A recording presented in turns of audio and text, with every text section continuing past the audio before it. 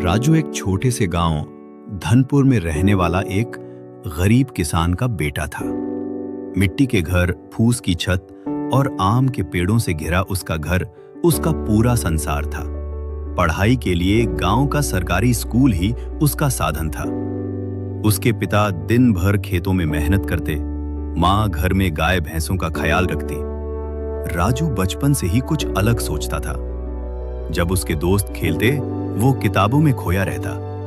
उसके सपनों में एक बड़ा शहर था, बड़ी बिल्डिंगें, चमचमाती सड़कों पर चलने वाली गाड़ियां और एक नाम, इंजीनियर राजू वर्मा। लेकिन उसके सपनों को गांव वाले मजाक समझते थे। एक दिन स्कूल में शहर से आए एक अधिकारी ने भाषण दिया, अगर मेहनत हो तो कोई भी बच्चा आईआईटी तक पहुंच सकता है। राजू की आंखें चमक उठी। वो जान गया यही उसका रास्ता है।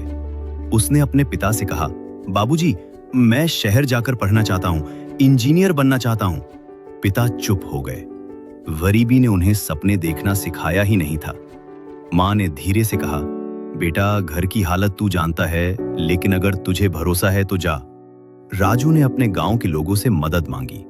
कोई किताबें देने को तैयार नहीं था, कोई मजाक उड़ाता, किसान का बेटा इंजीनियर बनेगा, पहले हल पकड़ना सीख। यहां तक कि उसके अपने रिश्तेदार भी बोले, इतनी पढ़ाई किस लिए, बाद में खेत ही तो संभालना है।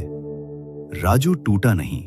उसने पास के कस्बे में जाकर ट्यूशन पढ़ाने का काम किया और उससे जो पैसे आए वही उसकी किताबों के लिए थे। रात को लालटेन में पढ़ाई, दिन में काम, पर मेहनत रंग लाई। उसने शहर के एक सरकारी स्कूल में स्कॉलरशिप के सहारे दाखिला पा लिया। शहर में रहना आसान नहीं था। हॉस्टल के कमरे में 5 लड़कों के साथ रहना, खाना खुद बनाना और ऊपर से कड़े कोचिंग के नियम। लेकिन एक दिन उसकी मुलाकात हुई प्रोफेसर शर्मा से, जो एक एनजीओ में वॉलंटियर थे। राजू की लगन देखकर उन्होंने कहा, तू केवल मेहनती नहीं, बुद्धिमान भी है, मैं तुझे गाइड करूंगा। शर्मा सर ने न केवल उसे पढ़ाया, बल्कि उसे आत्मविश्वास भी दिया।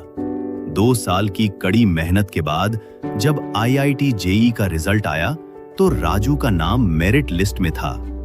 उसने AIR 213 रैंक हासिल की थी। गांव के लोग जो कभी उसे ताने मारते थे, अब टीवी पर उसका नाम देखकर बोलने लगे, हम जानते थे ये लड़का एक दिन कुछ करेगा। पर राजू जानता था उसकी असली लड़ाई अब शुरू हुई है। आईआईटी में दाखिले के बाद राजू एक अलग ही दुनिया में आया। अंग्रेजी बोलने वाले स्टूडेंट्स, हाईटेक लैब्स, बड़ी बड़ी कंपनियों के कैंपस विजिट। कभी कभी उसे लगता, क्या मैं यहां फिट बैठता हूं? लेकिन जब भी वह हिम्मत हारने लगता, अपने पुराने दिनों को याद करता। मिट्टी की दीवारें, खेतों की महक और मां के हाथों का दिया हुआ टिफिन। राजू ने खुद को संभाला। वह लाइब्रेरी में घंटों बैठता, नोट्स बनाता और खुद को साबित करने की ठान लेता। फाइनल ईयर में राजू की मां बीमार पड़ गई। घर में पैसे की तंगी थी, इलाज का खर्च उसके पास नहीं था। उसने कैंपस प्लेसमेंट छोड़ने का निर्णय लिया और नौकरी की तलाश में निकल पड़ा। शर्मा सर ने फिर मदद की। उन्होंने अपने पुराने स्टूडेंट्स से कहकर राजू को एक स्टार्टअप में इंटर्नशिप दिलाई। राजू ने वहां जो काम किया वो इतना बेहतरीन था कि कंपनी ने उसे जॉब ऑफर दे दिया, मार्केट से 2 गुनी सैलरी पर। उसने मां का इलाज कराया और फिर एक बार गांव लौटा। राजू जब गांव लौटा तो अब लोग उसे साहब कहते थे, लेकिन उसने घमंड नहीं किया। उसने गांव के स्कूल में जाकर बच्चों से कहा, मैं कोई खास नहीं हूं, बस मैंने खुद को नहीं छोड़ा। जब सबने मुझे छोड़ा तब मैंने खुद को पाया। उसने गांव में एक कोचिंग सेंटर शुरू किया, उड़ान गांव से आईआईटी तक। आज राजू खुद एक सफल इंजीनियर है।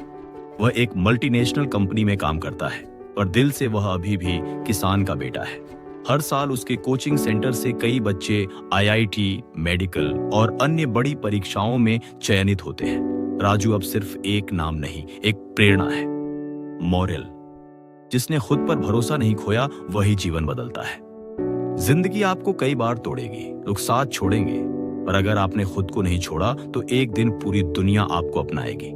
आपका गांव, आपकी गरीबी, आपकी सीमाएं, ये सब आपको परिभाषित नहीं करती, पर आपकी मेहनत, आपकी जिद और आपका आत्मविश्वास, ये आपको एक नायक बना देते हैं।